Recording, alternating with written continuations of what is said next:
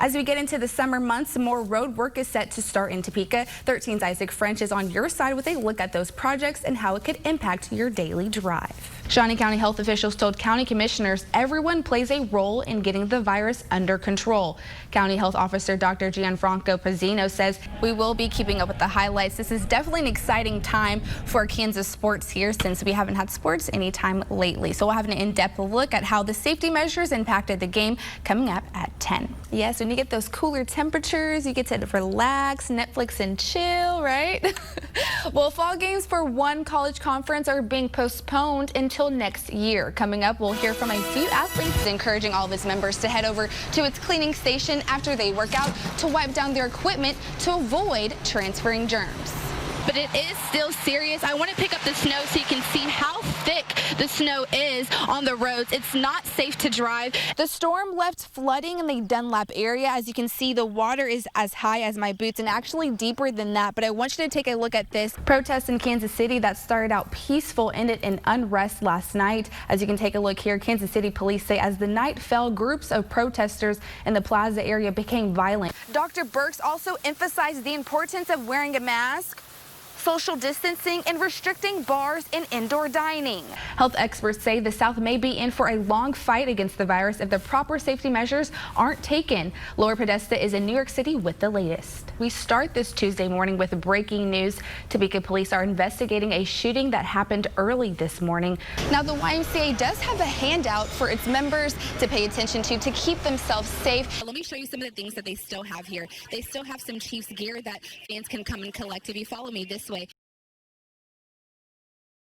Well, I'm hoping to speak with the governor so I can get some, a better outcome, with them listening to me and my family about what transpired at Goddard School District. Michael Swampsey Sr. walked more than 140 miles from Wichita to the state capitol. He hopes it's a step toward justice for his 8-year-old son, Michael Jr., who has special needs. With respect to how they treated him with his ADHD, rather than de-escalating a lot of situations, they were more escalated by the way in which they interacted with my son. Swampsey said Michael began acting up when a teacher used a timer during an assignment, despite being told it could trigger his behavior. He says school police placed his son in handcuffs and put a bag over his head. He said he reached out to district officials and local police, but has received no help. I've tried everything else. I've tried to reach out to other people to help, to get attention, to bring awareness. I've reached out to, every other representative as far as to bring awareness to what happened to my son, and no one's reached back to me. Goddard Public School spokesperson Dane Bexa told us in a statement the district encourages families to discuss their child's needs. And I quote, "As we have since February, we will continue to reach out to Mr. Swampsey to best meet the needs of his child and to continue this conversation and generate ideas that will best serve all students." End quote. Swampsey says Michael Jr. has not been the same since the incident. As a result of what happened to him, his trust, he's more squeamish, with respect of, how he interacts with people. I mean, they traumatized my son. Posting about his journey on Facebook, Swampsey says he's received support from strangers. Offered me water. They've offered me rides. And his son, too. They encouraged me and said I was the best dad ever. It makes me choke up, for them to say that to me.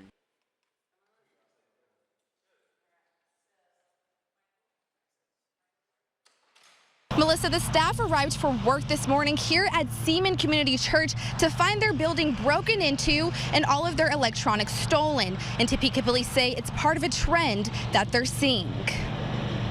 Maybe somebody had been in last night doing some kind of construction work because it looked like drywall dust all over the floor. But, as I turned lights on, I realized that wasn't the case. Pastor Blade Moore of Seaman Community Church arrived to an unexpected surprise Tuesday morning. It's aggravating. You have all those emotions associated with being robbed, and being vandalized. But our people are safe, and it's all good. The damage started with one broken window, then it scattered throughout the church. I noticed the leftovers from the fire extinguisher all over the hallway, and as I walked through the church, I saw everything else. You can mention it in your tag. An entire drum kit was stolen, an electric guitar, 3 large screen TVs, one was brand new. And it's thousands and thousands of dollars worth of our equipment and personal property that was taken as well. Topeka police say they have noticed a trend with break-ins since the coronavirus outbreak took hold, and they've had 33 burglaries to commercial buildings in the past month. Well, we also think a lot has to be with the fact that a lot of these businesses are now closed because they're not essential businesses. So therefore, a lot of the burglars and our criminal element know that there's nobody there at those businesses, so it's an opportunity for them to break in. Despite the damage, Pastor Blaine says this is not a setback. It's more of an inconvenience than anything else. I don't think that this is going to affect them negatively in any way, and we're going to just keep moving forward. I really have a lot of confidence in that. Now, if you have any information, you're asked to call Crime Stoppers at 785-234-0007. Now, earlier, Pastor Blaine told me that it was ironic to walk into an incident the same day he had a meeting scheduled with the Topeka Police Department on ways to increase security around the building. Hundreds of people stood up and rallied Saturday at the state capitol wanting justice for the death of George Floyd. What I'm wanting out of this is for unity. We're able to do this peacefully here because we're actively talking to each other. People carried signs, wore t-shirts, and joined chants. For some, it brought memories of Dominique White, who was shot and killed in 2017 by officers checking a report of gunfire at a Topeka park. Dominique White! This is for Dominique White, and that's what this is about. But we do come in love. We come in peace. We want this to be nothing but love today. There should be no violence. The mission was to share one message. It is not about her. It is not about me. It is about we, the people. It is not a crime to be black. It is not a crime to be Hispanic. It is not a crime to be Native. Shawnee County District Attorney Mike Kage was among the crowd, and he said the video of Floyd's arrest makes him want to take action. It made me physically sick to watch it. It was gut-wrenching, and I found myself asking the question, what can I do to help make sure something like that never happens here? Black people cannot get it done on their own. They have to have us to stand up with them and to help their voices be heard. They deserve equal footing.